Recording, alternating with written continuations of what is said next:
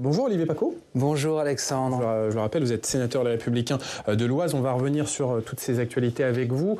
Mais d'abord, nous avons sélectionné 3 titres de presse régionale que nous allons regarder ensemble. D'abord, la une du Populaire du Centre qui est consacrée à la tension qui monte entre les parents et les professeurs, contestation de notes, agression verbale, pression, les relations entre parents et enseignants se tendent.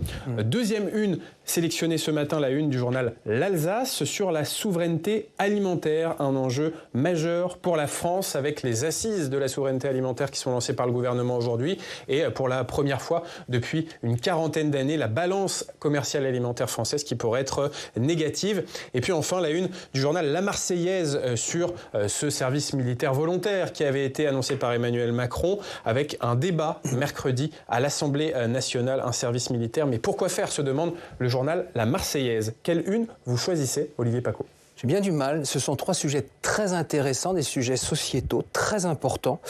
Je vais choisir le premier parce que vous connaissez mon tropisme scolaire, moi le vieux professeur. Parents, profs, la tension monte, oui. C'est vrai qu'aujourd'hui, de plus en plus d'enseignants ont des rapports qui peuvent être malheureusement conflictuels avec les parents, des parents qui parfois sont trop intrusifs ou à l'inverse, parfois sont trop négligents avec le soutien aux apprentissages qu'ils devraient apporter à leurs enfants. La réussite scolaire passe évidemment par un enseignement de qualité délivré par les enseignants, mais sans le soutien des parents, ce n'est pas possible. Le soutien, ça veut dire quoi? Ça veut dire que les parents sont derrière les professeurs, entre guillemets, c'est-à-dire que lorsque le professeur donne du travail, éventuellement punit, les enseignants doivent être soutenus, ne doivent pas être contestés par les parents. Et même si les parents n'ont pas la possibilité d'aider leurs enfants, parce qu'intellectuellement parfois c'est un peu difficile, il faut qu'ils montrent leur intérêt pour le travail scolaire, qu'ils montrent que l'école c'est essentiel pour s'épanouir, pour s'élever et pour réussir sa vie. Et malheureusement, on a de trop nombreux parents qui vont critiquer les enseignants. Il y a parfois des agressions. Ça n'existait pas auparavant.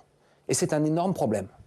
Alors on va parler de questions politiques, notamment de questions budgétaires, Olivier Paccaud, avec ce vote très incertain demain à l'Assemblée nationale sur le budget de la sécurité sociale. Et le gouvernement a prévenu, s'il n'y a pas de budget voté pour la sécurité sociale, eh bien le déficit de la sécurité sociale pourrait se creuser jusqu'à 30 milliards d'euros. Et dans ce contexte, eh bien, on entend notamment chez les Républicains Bruno Retailleau qui appelle à ne pas voter ce budget à l'Assemblée. Est-ce que c'est très responsable de rejeter ce budget quand on connaît les conséquences, notamment pour un parti dit de gouvernement comme les Républicains? Alors je vous dirais 2 choses. La première des choses, c'est que la copie qui est sortie du Sénat, c'était un déficit à 17 milliards d'euros. Là, à l'Assemblée, on a plus de 20 milliards d'euros. Monsieur Lecornu agite toutes les peurs, toutes les moulettas possibles en parlant de 30 milliards d'euros. Il dit que s'il n'y a pas de vote du budget, c'est le chaos, mais c'est déjà le chaos. C'est déjà le chaos. Nous sommes dans un pays où il y a 3500 milliards de dettes. Le chômage repart à la hausse. Les faillites d'entreprises se multiplient. L'école est en souffrance. Le logement est en berne. Des narcotrafiquants se taillent des fiefs. L'accès aux services publics de santé est de plus en plus compliqué. Le pouvoir d'achat est asphyxié. Il faut rajouter de l'instabilité à cette situation en ne votant pas le budget. Alors le mot instabilité, on l'entend beaucoup. Mais qu'est-ce que c'est que la stabilité que tout le monde appelle de ses voeux? C'est de la sérénité. Aujourd'hui, qu'est-ce qu'on a? On a la paralysie. Depuis 2024 et la dissolution, on a une assemblée qui ne fonctionne plus. Un gouvernement qui gère la situation courante au fil de l'eau et qui n'a qu'un seul but, c'est tenir, non pas agir, durer. Est-ce que c'est ce dont a besoin le pays? Non. La preuve, il y a quelques jours, il me semble qu'il y a eu un sondage qui montrait que la nouvelle préoccupation première des Français, c'était la problématique politique.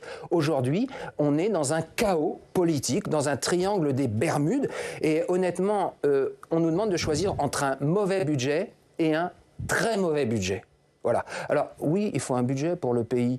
Une loi spéciale donnerait un budget, mais pas un bon budget. Très honnêtement, je pense que notre pays, et je sais que mes propos ne plairont pas, mais il a besoin de clarté. Et la clarté, la clarification en politique sous la Ve République, c'est le retour aux urnes. De Gaulle l'avait fait après 1708. Il faut une dissolution? Pardon ? Il faut une dissolution? Moi, je suis favorable à une dissolution, oui.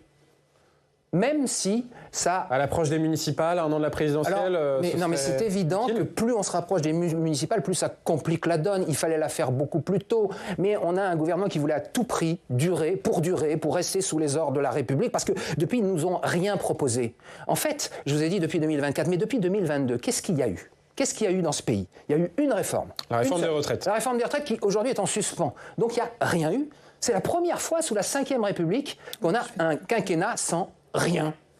Donc vous appelez à une dissolution pour régler cette crise politique. Je ne sais pas si c'est la meilleure des solutions, mais en tout cas, ce qui se passe aujourd'hui, c'est dramatique. Alors on continue à parler du budget, mais cette fois-ci du budget de l'État qui est débattu en ce moment au Sénat. On en parle avec Clémentine Louise. Clémentine, le Sénat a voté ce week-end la suppression de 4000 postes d'enseignants dans ce projet de loi de finances 2026.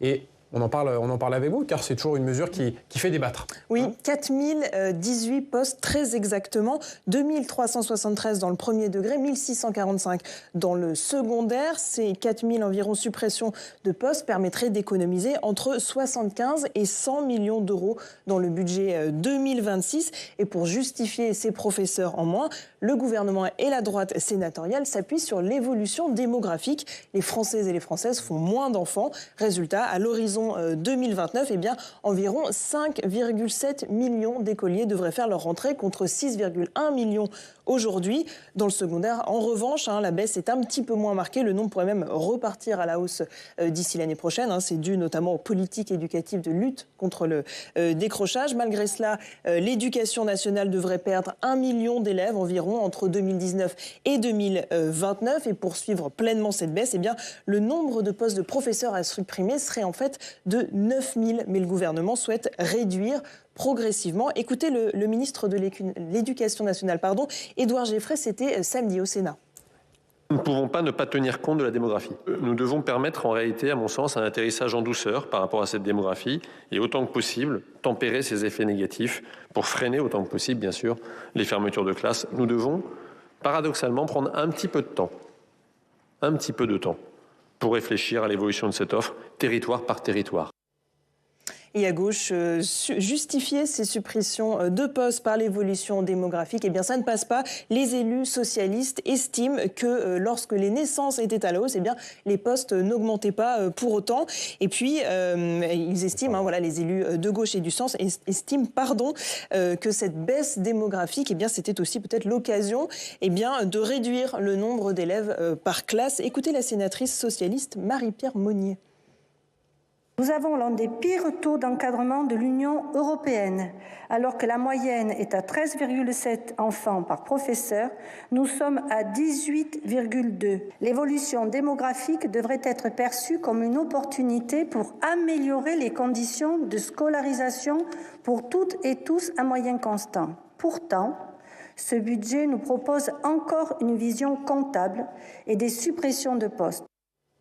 Et dans le projet de loi de finances 2026, le budget de l'éducation nationale affiche néanmoins une hausse de 200 millions d'euros pour l'année prochaine. Cela est dû en partie à la création de plus de 5000 emplois à plein temps. Alors attention, ces postes seront essentiellement occupés par des stagiaires, alors que les 4000 postes supprimés concernent en fait des postes de titulaires. En somme, un peu plus de stagiaires, un peu moins de titulaires. Et c'est aussi pour ça que plusieurs syndicats dénoncent un budget de l'éducation nationale en trompe-l'œil. Olivier Paccaud, vous êtes le rapporteur spécial des crédits de l'enseignement. Je reviens sur ce que disait Marie-Pierre Monnier. Pourquoi ne pas profiter de cette baisse démographique pour essayer de réduire le nombre d'élèves par classe ? Écoutez, alors malheureusement pour Madame Monnier, c'est ce qui se passe là depuis 2011 où nous étions à 25 élèves par classe dans le premier degré. Nous sommes arrivés aujourd'hui à 21 élèves par classe. Et l'année prochaine, même s'il y a un non-renouvellement de 4000 postes, on continuera à baisser le nombre d'élèves par classe. C'est vrai que le taux d'encadrement en France est plus élevé, par exemple, qu'en Italie. Pourquoi ? Bien parce que la chute démographique d'un pays comme l'Italie a commencé 10 ans avant nous. Nous allons aller vers une baisse du taux d'encadrement.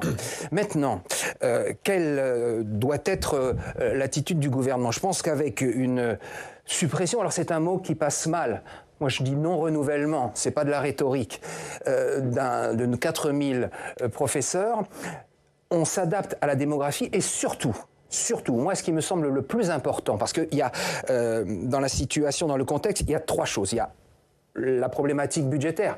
Certains trouvent que le mot comptable est honteux, mais bon, c'est un budget, donc il faut tenir compte des chiffres. 3 500 milliards de dettes, un nombre d'élèves qui chute, dans le premier degré, en l'espace de 10 ans, c'est plus d'1 million d'élèves en moins. Et puis la troisième chose dont personne n'a parlé, c'est la crise d'attractivité du métier d'enseignant. Pourquoi ? D'abord parce que c'est un métier de plus en plus difficile, mais c'est un métier qui est mal payé. Or, comment aller réussir à trouver des marges budgétaires pour augmenter les professeurs sans dégrader le budget? Il n'y a qu'un seul moyen, c'est par la réduction du nombre de professeurs. En gros, sans vouloir reprendre l'expression malheureuse d'un ancien ministre de l'Éducation nationale, il ne s'agit pas de dégraisser le mammouth, il s'agit de muscler l'éléphant de la sagesse et du savoir. Et donc concrètement, il faut un tout petit peu moins de professeurs, mais mieux payés, pour beaucoup moins d'élèves. Il faut prendre conscience du drame qu'est la chute de la natalité. En 2010, on faisait 833 000 enfants. Nous allons passer en 2026 sous les 650 000. Vous vous rendez compte de cette chute? Et il faudrait garder exactement le même nombre de professeurs? C'est irresponsable. Vous aviez même proposé de supprimer jusqu'à 8000 postes de professeurs, mais vous êtes revenu sur cette proposition. Pourquoi? Alors, pour reprendre un vocabulaire SNCF, les conditions de départ du train n'étaient pas réunies. Si j'avais proposé effectivement cette mesure qui avait été adoptée par la Commission des finances, je me suis rendu compte que dans l'hémicycle, elle n'aurait peut-être pas été adoptée et qu'il vaut mieux avoir moins 4000 pendant 5 ans pour arriver progressivement, plus progressivement, pour lisser cette baisse. C'est jamais agréable pour un rapporteur du budget, qui plus est professeur, de prôner des mesures de baisse. Je préférerais prôner des mesures de hausse. Mais dans la situation budgétaire et démographique que l'on connaît, il ne faut pas être démagogue. Voilà. Donc je suis réaliste, je ne suis pas démagogue, même si ces mesures peuvent éventuellement, effectivement, faire débat, je le sais. Allez, on va partir à la rencontre d'un élu local dans les territoires. Aujourd'hui, direction la Creuse, puisque nous allons à la rencontre de la maire de Guéret, Marie-Françoise Fournier. Bonjour. Bonjour. Alors Marie-Françoise Fournier, vous souhaitiez aujourd'hui alerter sur le nouveau tracé SNCF de la ligne Ouigo de TGV qui doit relier Lyon à Bordeaux, mais qui doit passer par la région parisienne et contourner le Massif central. Et cette nouvelle ligne, eh bien, elle met très en colère les habitants de votre territoire. Oui, tout à fait. Quand nous avons découvert le tracé, on a au début même pensé qu'il s'agissait d'une fake news, tellement il est aberrant de créer une ligne Lyon-Bordeaux qui passe par Paris. Nous avions depuis toujours une ligne directe Lyon-Bordeaux qui a été très mal entretenue, mais qui permettait quand même que des trains circulent, puisque la coopérative Railcoop, il y a même pas 2 ans, avait déjà prévu de pouvoir réalimenter cette ligne, et il y a eu une opposition massive de la SNCF à ce que ça se fasse. Donc on se trouve maintenant avec des territoires qui sont complètement enclavés, qui n'ont plus aucune mobilité qui est proposée, puisqu'en dehors de cette ligne transversale, et je veux quand même souligner que la Creuse fait partie de la Nouvelle-Aquitaine et qu'on n'a aucun moyen de joindre notre capitale régionale, tous les trains intérieurs, toutes les petites lignes intérieures qui vont de préfecture à préfecture ou de préfecture à sous-préfecture dans le Massif central sont supprimées les unes après les autres. On nous dit que l'entretien coûte trop cher, que les lignes ne sont plus en état. Ça fait des années qu'il n'y a plus d'entretien de ces lignes. Donc, bien entendu, on est sur un mouvement de recul qui fait que nos territoires sont de plus en plus enclavés, alors qu'ils ont un potentiel fantastique de développement, et qu'on est en train de créer une véritable inégalité entre les territoires ruraux et entre les habitants de ce pays, qui, je le rappelle, payent tous les mêmes impôts et n'ont plus accès aux mêmes services publics. Marie-Françoise Fournier, vous aviez une question pour le sénateur ? Alors, j'ai une question, évidemment. On nous met devant le fait accompli. J'ai déjà une très grosse colère par rapport au mépris dont font l'objet les élus, et vous êtes là, monsieur le sénateur, pour représenter les élus de terrain. tout ce qui se passe au niveau du ferroviaire sur le territoire se fait sans les élus, sans les consulter bien entendu, mais surtout sans les prévenir. C'est toujours dans la presse, au dernier moment, qu'on apprend ce que deviennent nos territoires et comment on est traité sur le plan de la mobilité. Donc, je pense déjà que les élus ont des choses à dire et à proposer. On n'est pas forcément des élus contestataires qui veulent tout révolutionner. Par exemple, on nous explique qu'il y a des nouvelles formes de mobilité qui peuvent voir le jour, des petites navettes électriques qui pourraient alimenter nos territoires, dont acte. On nous dit en même temps, mais la SNCF n'ira absolument jamais sur ces formules innovantes. C'est aux élus de s'en saisir, c'est aux élus donc de mettre ça en place et de financer. Comment fait-on ? Quand on sait par exemple que la région Nouvelle-Aquitaine a perdu 140 millions d'euros cette année et va en perdre 140 l'année prochaine, quand on sait ce que propose aux collectivités territoriales la loi de finances, comment va-t-on se saisir de ces solutions innovantes si l'État abandonne nos territoires ? Alors Olivier Pacot. Il y a beaucoup de choses à dire. Effectivement, les problématiques d'environnement, de respect de l'environnement, parce que le train est un moyen écologique, de mobilité sont prégnantes et il est évident qu'on ne peut pas agir sans les élus de terrain. Je suis moi-même conseiller départemental et effectivement, ce sont les mieux placés pour savoir ce qui est souhaitable. Il y a parfois effectivement une forme de mépris ou de non-volonté de dialoguer et c'est parfaitement regrettable. Ensuite, la vraie problématique qui est évoquée par ce sujet, c'est l'absence d'aménagement du territoire. C'est une donnée qui a quasiment disparu et qui mieux que l'État peut porter l'aménagement du territoire. Il y a une décentralisation qui fait que chaque strate est bien placée pour gérer collège, école, etc.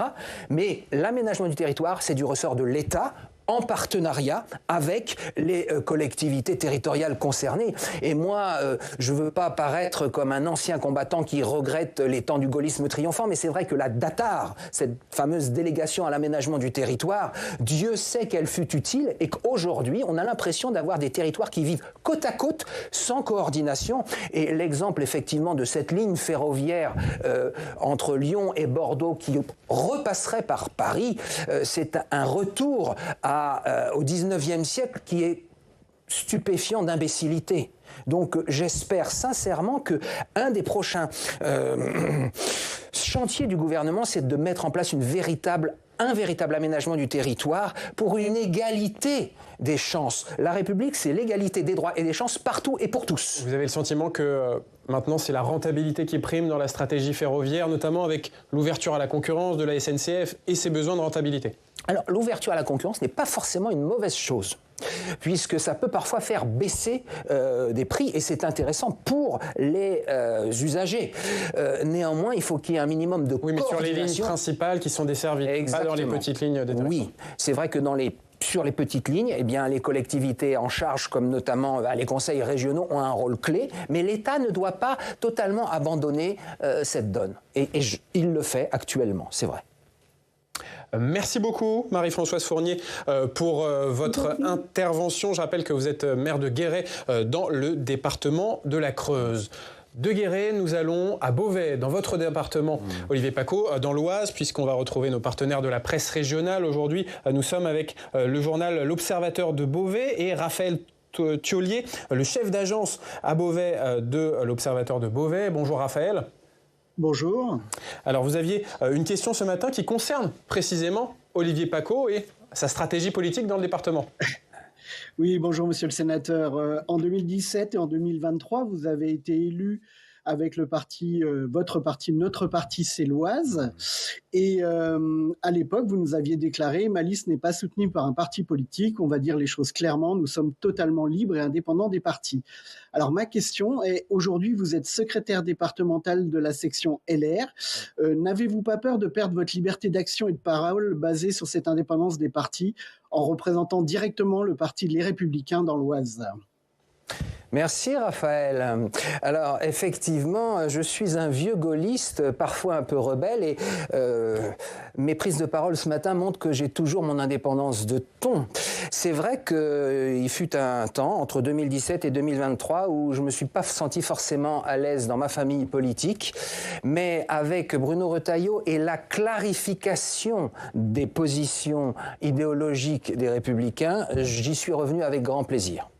Voilà, donc aujourd'hui j'assume totalement le fait d'être le patron des Républicains dans l'Oise, même si je pense qu'avoir un minimum de liberté de réflexion et donc de ne pas être toujours aligné derrière toutes les positions de sa famille politique est plutôt un signe de pertinence. Elle est très claire, la ligne des Républicains aujourd'hui. Alors il y a 6 mois, ils étaient dans le gouvernement. Bruno Retailleau a quitté le gouvernement, mais il y a toujours des ministres LR dans le gouvernement de Lecornu.